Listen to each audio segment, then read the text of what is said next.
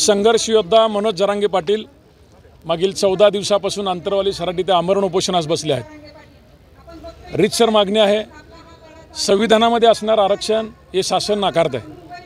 आमच्या नोंदी सापडलेत, या सरकारने शोधलेत, सरकारी दप्तरी सापडलेत आणि मागील कित्येक वर्ष झालं मराठा समाज उच्च शिक्षणापासून सेवेमधून मोठ्या प्रमाणात या समाजाची मुलं बाहेर पडत असून या समाजावर आरक्षण नसल्यामुळे अन्याय होत आहे। आज 14 दिवस झालं आमरण उपोषण चालू आहे, सरकार जरा भी दखल घ्यायला तयार नाही।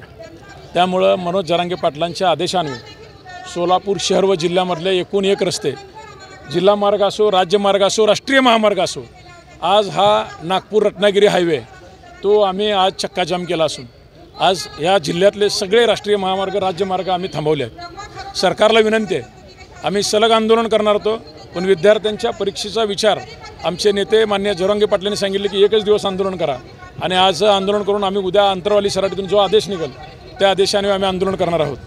पण सरकारने सगळे सोयऱ्याचा अधिदेश सूचना काढली, पण त्याचा शासन GR काढलेला नाही। लवकरात लवकर मराठ्यांचा शासन GR काढा, अधिसूचना काढा आणि मराठ्यांना न्याय द्या, अन्यथा परत तुम्ही त्या गादीवर बसणार नाही, परत तुम्हाला सत्तेची खुर्ची मिळू देणार नाही, ह्याची दक्षता तमाम मराठा समाज घेईल। शासनाचा GR म्हणजे तुमच्याकडे ज्या हरकती दिलेत, जी अधिसूचना काढली, ज्याच्यावर ज्या हरकती राज्यभरातून गेलेत 6 लाख हरकती गेलेत, त्यातल्या 3 लाख हरकती सॉर्टिंग झालेत, 3 लाख हरकती सॉर्टिंग व्हायच्यात, पण येणाऱ्या 5 तारखेला लोकसभेची आचारसंहिता लागण्याची शक्यता आहे। त्याच्या आत हा शासन GR निघाला पाहिजे। 10% आरक्षण हे टिकत नाही, त्याच्यावर आमचा विश्वास नाही। आम्हाला 50%च्या आतून OBCतून आरक्षण पाहिजे, ते टिकाऊ आरक्षण आहे आमचं आणि ते आरक्षण आम्हाला पाहिजे, मिळणार आहे। बरोबर नाही, कुठं म्हणलं सरकारने देत पण नाही ना। तुम्ही अधिसूचना काढली, तुम्ही 16 तारखेला GR काढू म्हणले होते, काढला, आज तारीख 24 आहे साहेब, 10 दिवस होऊन गेले। उद्या आचारसंहिता लागल्यावर आम्ही कोणाकडे जायचं?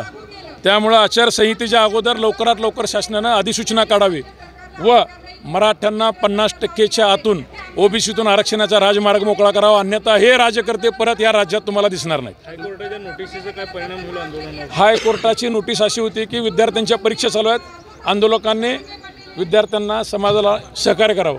मनोज जरांगे पाटील म्हणले ठीक आहे, एक दिवस आज आंदोलन पुकारले, आज 12वीचे पेपर नाहीत, उद्यापासून तुम्हाला रस्त्यावर आम्ही दिसणार नाही, जनतेला आमचा त्रास होणार नाही, आम्ही आंदोलन करणार, ते वेगळ्या स्वरूपाचं असेल, त्याची रूपरेषा उद्याच्या अंतरवालीच्या सभेमध्ये ठरेल।